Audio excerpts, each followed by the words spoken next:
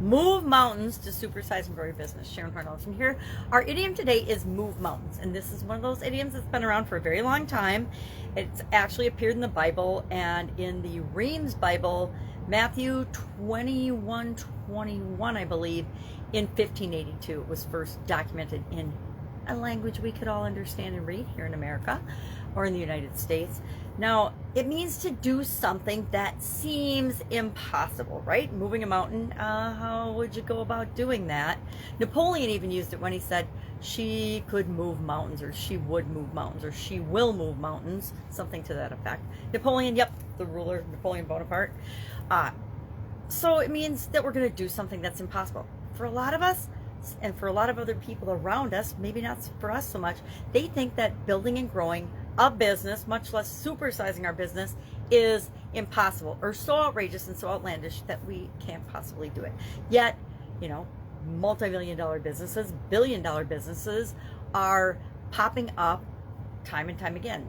People become billionaires I don't know if it's every day right now, but I know millionaires for sure. There's like 1,000 millionaires a day created or something, and in the world. So that's a lot, right? So if 1,000 other people can do something a day, then that means you could probably do it too.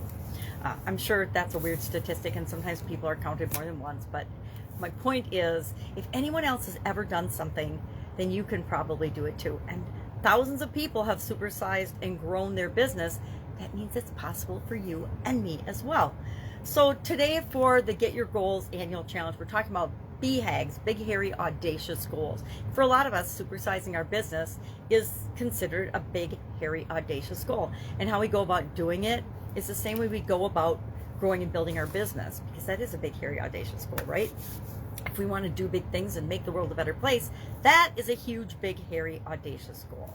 And we find role models, people that have done what we've want to do before, and we learn from them. We do some of the things that they've done. Some of them will work for us, some of them won't. We have to transform, right? If we want to be almost anybody can start their own business, especially with the internet nowadays, and create success for themselves, however you define success. But to create and make the world a better place, to have big, hairy, audacious goals, to supersize and scale your business, you have to transform and become a different person. In addition to that, we usually have a common enemy when we're setting big, hairy, audacious goals, and we have to have a target, right? We always have to know, what is it that we're shooting for? So we do those same things in our business, especially as we're growing and building and scaling our business. Yesterday, we talked about SMART goals and how we can use them. We're talking about goal frameworks for the next couple of days, as well as yesterday and the day before. So that's why I wanted to tie something into big, hairy, audacious goals. And I think moving mountains probably fits the bill pretty well. Love to know if you've used this expression.